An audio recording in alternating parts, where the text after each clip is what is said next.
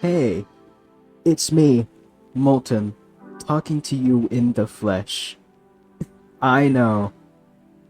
How surprising. I know you probably are expecting me to do the usual tradition of me doing the FNAF remake trailer thing. But 10 years of doing it, well, I haven't been doing it for 10 years, but you know what I mean. A few years of doing that, and for the 10-year anniversary, I just want to talk about how it's been for those 10 years. The 10-year anniversary is where I break the cycle because one, I don't have a motivation for it anymore to do that, and two, I think it's more heartwarming to just talk about my 10 years of doing a FNAF, really. I remember way back in like what? I was like what? A puny 6-year-old? I don't remember if I found. I'm pretty sure I found it around 2014 as well, so I've been around for a while. As much as haven't talked about it too much on here anyway, because I don't post much on here anymore. It's that much anymore. It's so basically my number one horror game. I'd say purely because I don't know. It's something. It's just great to think about for me. I haven't really had too much ups and downs with it. Back when I was, back around in the 2014 or 2015, I don't entirely remember. It's between there, probably, I'd say. I remember finding it by this Let's Play channel. I don't remember which one it was, but if I find it, it's on the screen. Yeah, I found it through that, and there goes my entire life down the FNAF rabbit hole. There I go. And it just led me to get here, where I am today. Maybe not entirely, but I'd say it definitely helped me through the first few fractions of my puny life of 6-year-old me. Throughout that time, I found a lot of stuff. I've made a lot of friends. I love all of my friends. Hi, friends. You guys are all awesome. Thank you for being there, if I still talk to you. Or if I don't, no hard feelings. I swear. I remember being the child I was, looking through all the FNAF related stuff, I think. And then I came across this specific video of, I don't remember what it was called or anything. It was Cinema 4D related. It was FNAF. It was about when, like, the funny purple guy. It's about when William Afton, the funny purple guy, It's around destroying all of them. It's on the screen. It's that video. That was my first exposure, I'd say, to the 3D world of FNAF. And that has put a spark into me at that time. I wanted to be a 3D anime because I thought it was awesome. And after some negotiating with my mom, I think we found Source Filmmaker. And I started out pretty damn bad, let's just say, but that's how all starters go, if you think about it. Because for me, you'd expect people like me, when they first find the 3D animation software, to just make like a little poster. A bad one, but a little poster, for a starter. But no, I went straight to animation. I straight up just did animation. I still vividly remember it. It was Springtrap in a hall in like the back room, I'd say. I think it was like the Rotten FNAF map too. that one map. He was just with a single bright white light and he just moved like he was in the trailer, but imagine how he was moving in a FNAF trailer, but really fucking bad. Yeah, that was the first thing I did. And as the years went on, here I am today, doing all of this. Recent years, I haven't been doing it that much. And that just comes from motivation. I've been mostly focusing on drawing instead of, 3D animation. But I still have, I still have the 7 years of experience. Even though I've been using it on Blender now, but I'm still not confident enough to do too much on Blender. Because it's like, I've only been using it for specific stuff. Like, whether I'm bored or something. I still use SFM, in fact, but like, it's just still rare. So if anything, it's mostly wasting space, but I don't wanna delete it, Because that would be a waste. Especially for me. I remember the day watching and looking at all the FNAF stuff,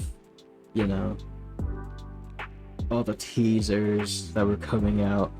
I remember being in a school bus with my friends and like something, and then I think the Security Breach trailer premiered around that time, so I watched it. And when it showed that beautiful release date, I was jumping for joy, if you ask me. Oh, that was great. As we're speaking right now, I still have tons of FNAF merch. It's all kind of around me. Like, I still have, like, FNAF plushies on my shelf, and then there's other FNAF plushies on a smaller shelf right next to me. I still have the Security Breach statue just sitting there. I have like 2 U2s of MXs and a Mimic just chilling on my desk. As you could tell, I'm a bit of a FNAF fanatic. Something I never thought would happen was just somewhat falling out of like 3D animation. As a child, I never thought that would happen. But me, who is now a teenager, who is slowly becoming an adult, which is not fun, by the way. Yeah, I've definitely been like falling out of it. I still do it from time to time, but it's become way less often than when I was doing it as a child. I would do that shit daily. Like, it was crazy. I was pumping out animations, I was pumping out posters daily, hours after hours. I was thriving as a child. But now, here I am. I rarely do that.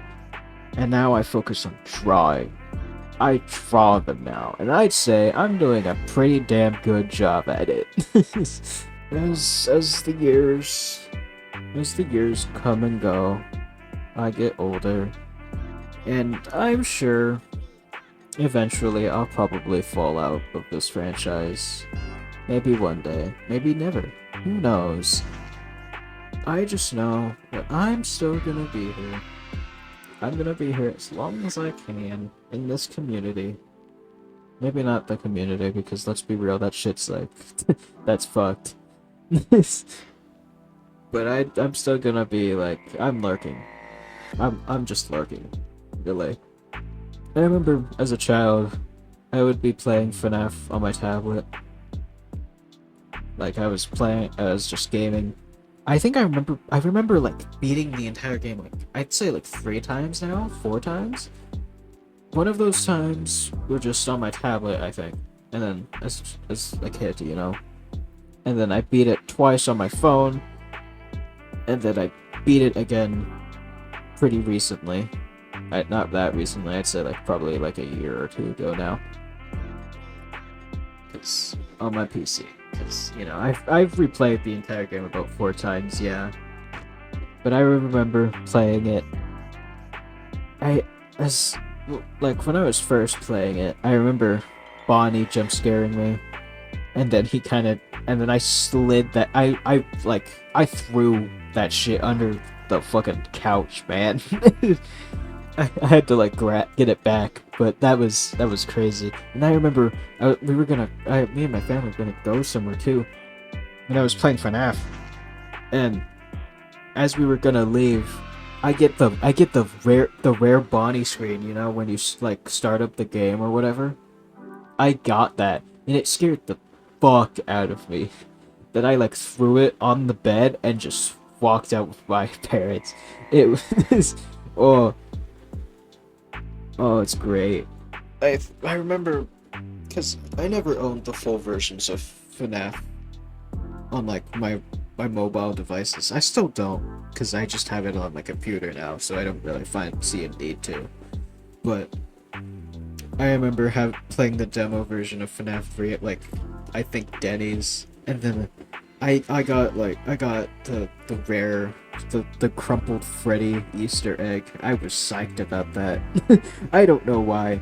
Getting Easter eggs for me was like the shit, because I never really got Easter eggs if I wasn't like actively seeking out for them. But even then, when I was seeking out for them, I wouldn't get them that often. Something I still remember as well to this day is watching the FNAF 4 trailer with one of who is the best friend, a really good friend, the best friend I can ever ask for, I'd say. They're a good person. I support them a lot, and if they're watching this, hello, hi. I played that on like the big TV. And we would be hiding behind the couches, the couch pillows. And then as Nightmare Bonnie's jump scare played, or like even the littlest like thing, like when we thought a jump scare was gonna happen, we'd hide behind it, like cover our eyes with the pillow. Just fun times. I remember my first reactions to stuff like FNAF, like the Pizzeria Simulator's ending and startup fake out thing. I remember watching Jocko beat 5020. I remember a lot of it. It was all amazing, man. I think one of the more memorable and more recent things was playing Ruin for the first time ever, because before that I was trying to beat Security Breach, which was the first time I ever actually did it, because when I first got it, I couldn't run it. I got to like Chica's like trash section, where after if she gets crushed, and I would get the Unreal Engine error screen like after trying to do that point, and I couldn't run it again for a while. And then about like I'd say like 2 years later, I finally tried to do it the game again, and bam, I could run it again. So I was like, I gotta beat this before Ruin comes out, and I did about a few days. And then I played it with a friend. Hi bestie, you're awesome if you're watching this. I played it in a voice chat with them, and it was probably the most craziest experience I had with like FNAF, I'd say, as a first-hand thing, because I didn't actually have to watch someone play it like I did with all the other times, because I couldn't really, pay for it at the time or anything. I would have to ask, and I figured the most likely answer is no. So I just watched, and this was the first time I was able to like just actually play it. Actually play something FNAF related blindly, and it was the greatest 4 hours of my life, I'd say, at this moment as we're speaking. I think it was the greatest thing I was able to do, just playing Ruin blindly for the first time, not knowing what I was doing. Just, oh, it was great. Seeing the mimics reveal. Oh, oh, that shit. Oh, I was eating it up, bro. And all of that was just a year ago. I think that's crazy. Time flies by, really. Well, yeah, that's like... That's about it, really. Like, just all of the memories I've had that just enjoy having. And just... I don't know what else I could ask for, really. FNaF changed, it really kind of changed my life, man. It helped me. It helped me, and it still kind of helps me. Maybe not as much, but it still does. And I can't wait to play Into the Pit. Yeah, just all of that to say thanks, Scott Coffin. That man changed my fucking life, even if he just makes mistakes. He has made plenty of mistakes, let's be real. And I don't want to get into that because I think I'm not like that. That's kind of all I have to say. So, the last thing I really have to say is happy 10 years. See you later, probably.